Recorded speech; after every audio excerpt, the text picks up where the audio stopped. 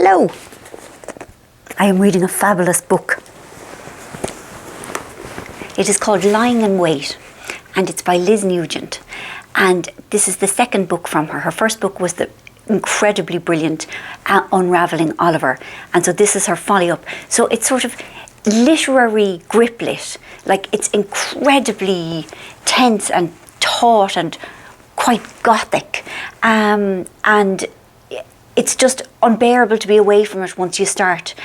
So she's been #1 in Ireland for the past 3 weeks now, and very well deserved. And I really think that anyone would love this book.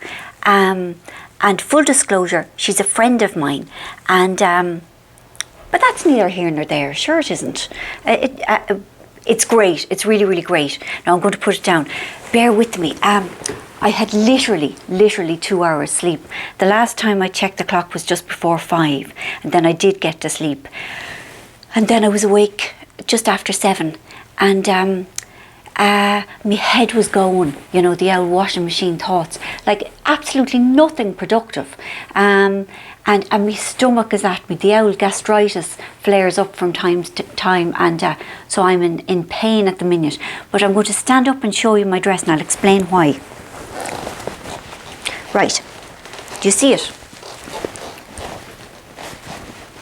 The reason I'm showing it to you is I was out on Saturday night, funnily enough, in Liz Nugent's house, and it was really nice because it was all women's, and it was all people who had supported her through the writing of Lying in Wait. And I met this wonderful woman called Clelia Murphy, who put her eye on me dress, and so I told her that I am changing my will to leave this dress to her in it. You see, and I told her on Twitter, and then people were saying, show us the dress, show us the dress. So I'm showing you the dress. It's another Samantha song. Because that's my way. If I find something that works for my peculiar shape, then I have to seize it and hold on to it and say, could I have 49 more then, please? Thank you very much. Now I am going to do a consumer thing. Now, please don't judge me, but I bought the Dyson hairdresser. No, see the sleepy thing. Please don't judge me. I bought the Dyson hairdryer. I wish I hadn't, but that's the way I am. I have poor impulse control. And my head was turned, and the cost is horrific, and it is no better than my lovely Parlux. It feels the same weight in my hand.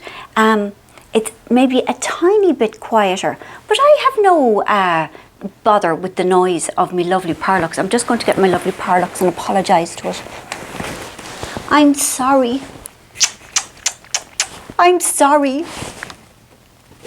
And the thing is, the Dyson one, I'll show it you.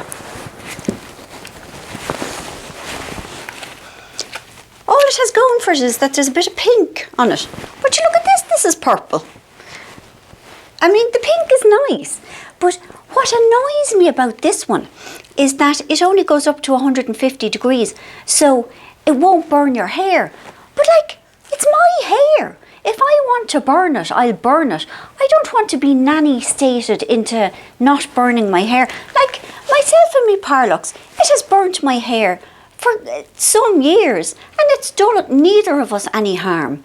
The thing is, though, I mean, there's an Irish word called flahoolach, which I think the direct translation is generous, but it can be used as a negative. You see, I'm afeared to tell old woman now that I'm after buying the spendy hairdryer, because she'll go, oh yeah, a fool and his money is soon parted. And I'll say, what? And she'll go, nothing. And I'll go, right. And she'll go, well. And then she'll go, flahoolach. And that means that you're a complete gom who just basically lights the fire with fivers. But you see, this is the way I am. I'm hopeless with money. I always was. And again, the poor impulse control. And but it's not always a bad thing to be flahoolach. It would be far, far, far worse. One of the most damning things that an Irish person could say about somebody is, she's careful with her money. It is damning. Oh God, you know, if anyone said that about you, just leave the country, or go to Goggins's at 11 o'clock on a Friday night and buy a drink for everyone there. To be careful with your money, it, as an Irish person, is just, it implies joylessness and sneakiness and cute whoreness, where you sneak out without, you know, what do they say? First out of the taxi and last to the bar. Really, you see, and there are other countries or cultures where, like, to be regarded as careful with your money would be something to be lauded. You'd be celebrated for it, but not in Ireland. So I am a flahoolach gom who bought the pink Dyson and wishes she hadn't. There's no difference except that it won't go hot enough for my liking. So there, yeah, not thinking straight. Haven't had enough coffee, pain in my stomach, need the coffee to wake the head up, but the coffee hurts the tummy, you know. But I had an excellent week of scribing, and if I can get my head in the game, I will hopefully have another excellent week of scribing, because I have no distractions. I'll tell you my distractions this week. This is my glamorous life.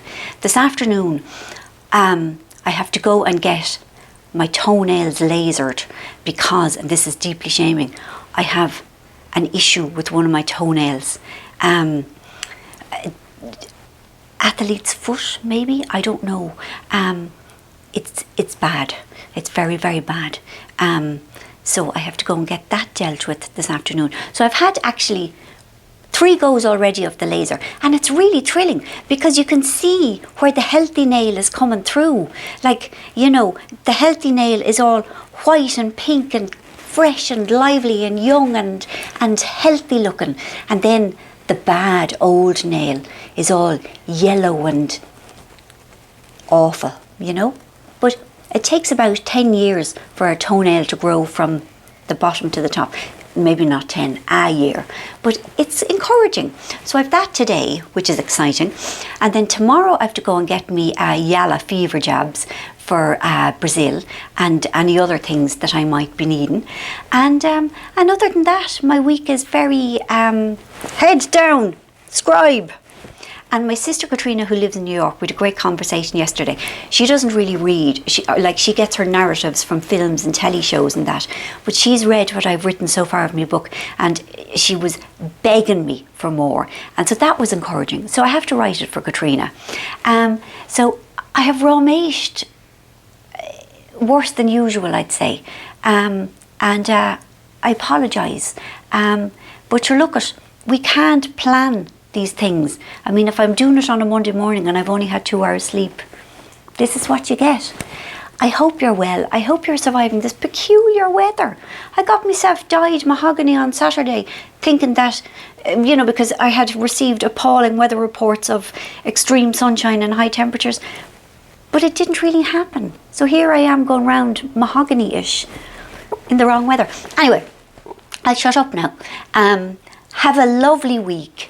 And I'll be back to you next Monday with more news of toenails. Well, maybe not toenails, but other things. Big kisses to you all. Mwah, mwah, mwah. And see you next Monday. Thank you.